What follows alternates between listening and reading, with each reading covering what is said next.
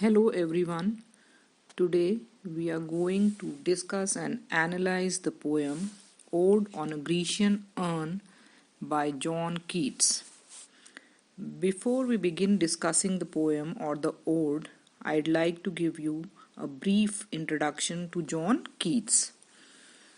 Keats was born on 31st October 1795 in the city of London in United Kingdom, and he died on 23rd February 1821 in Rome, Italy, at a very young age of only 25 years.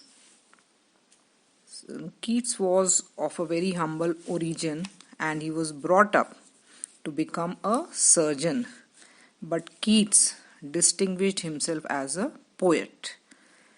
And now Keats was a very great English romantic poet, and he was one of the main figures of the second generation of romantic poets and was placed along with Lord Byron and Percy Bysshe Shelley, though his works were published for only 4 years before his death, and he died of tuberculosis at the age of 25.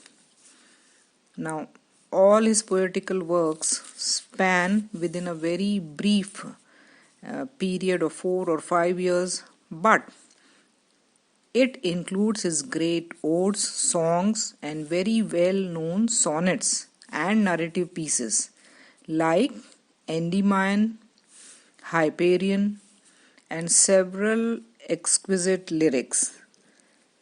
His books are Ode to a Nightingale, Endymion, Ode on a Grecian Urn, etc.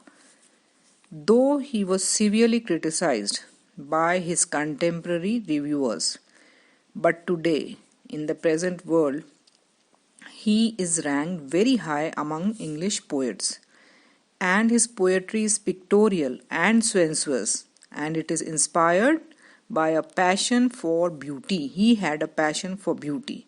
His poetry is objective and it does not have any message to convey. It is one of the glories of the Romantic revival in the first half of the 19th century. So Keats is an English romantic lyric poet who devoted his very short life to the perfection of poetry. His poetry, which was marked by vivid imagery, it has a great sensuous appeal, and also it is an attempt to express a philosophy through classical legend. Keats is a romantic poet because his poetry is very passionate. It is enriched with a keen interest in beauty and also nature, and it has sensual imagery. Ode on a Grecian Urn. In this ode, Keats derives his inspiration not from nature but from a man-made work of art, and it is an old Grecian urn. He very closely examines the relationship between art, beauty, and truth. For him, it is through beauty that mankind comes closest to truth, and through art that human beings can attain this beauty. He very vividly describes the scene painted on the Grecian urn. He brings about its sense of movement and also of color and melody. The beauty of this antique Grecian urn enchants him and also excites him to the point that he realizes that beauty is another aspect of truth. Beauty is truth and truth is beauty. Ode on a Grecian Urn has 5 stanzas. Each stanza has 10 lines, so the ode has a total of 50 lines. In the very first stanza, ode writes, "Thou still unravished bride of quietness."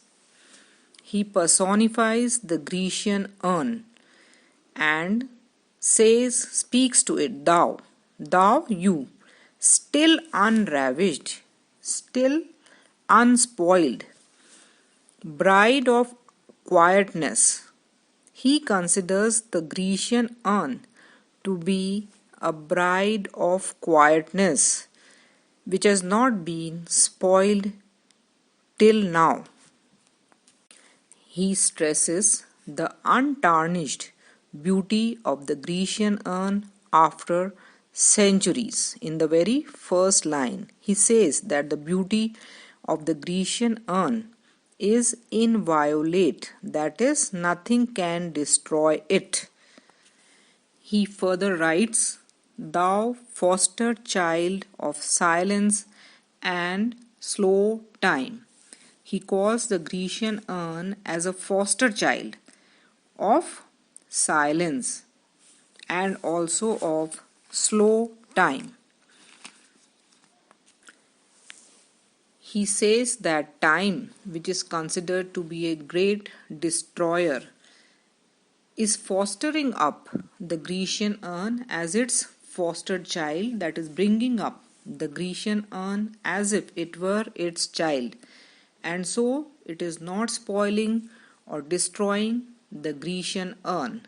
Therefore, after so many centuries, the Grecian urn has not lost its beauty. There is no effect of destruction of time on the Grecian urn.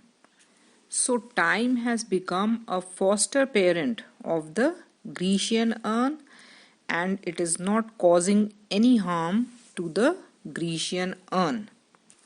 In the third line, Keats writes, "Sylvan historian, who canst thou express a flowery tale more sweetly than our rhyme?"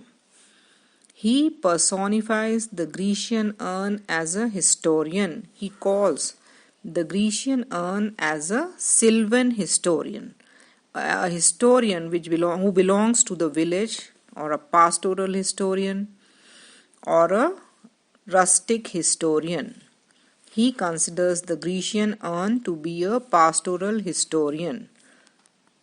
He says that the Grecian urn can express a flowery tale more sweetly than a rhyme, more sweetly, much more better than a poet's poetry. The Grecian urn can express a tale, a flowery tale, which is depicted on it much better than human beings can do. He further writes, "What leaf-fringed legend haunts about thy shape?" He wonders about the story which is being told on the Grecian urn, and he asks the Grecian urn, what leaf-fringed legend story haunts about thy shape? Which is this story which is told in the leaf-bordered area of the Grecian urn? The scene which is depicted on the Grecian urn has an ornamental border of leaves, and this leaf pattern was very common on the Greek vases. Keats also calls the Grecian urn a sylvan historian because the scene which is depicted on the urn is that of a woodland commemorating a rustic festival. What leaf-fringed legend haunts about thy shape, of deities or mortals or of both? He wonders that the people who are depicted on the urn are deities, gods, or mortals, human beings, or they are both. So he wonders about the figures depicted on the side of the urn and also asks what legend or what story they are depicting and from where they have come. In Tempe or the Dales of Arcady. Now, Tempe was a beautiful valley between Mount Olympus and Mount Ossa in Thessaly, and Arcady is Arcadia, which is also a mountainous region in the central Peloponnesus, traditionally which was regarded as the home of rustic simplicity and homely joys. So Keats is asking, from where have you come? Whether you have come from Tempe or Dales. Dales means valleys of Arcady. What men or gods are these? He further asks, who are these men and gods? From where they have come? What maidens loth? Who are these maidens who are depicted on this urn, who are running away from these gods and goddesses, gods and human beings or men?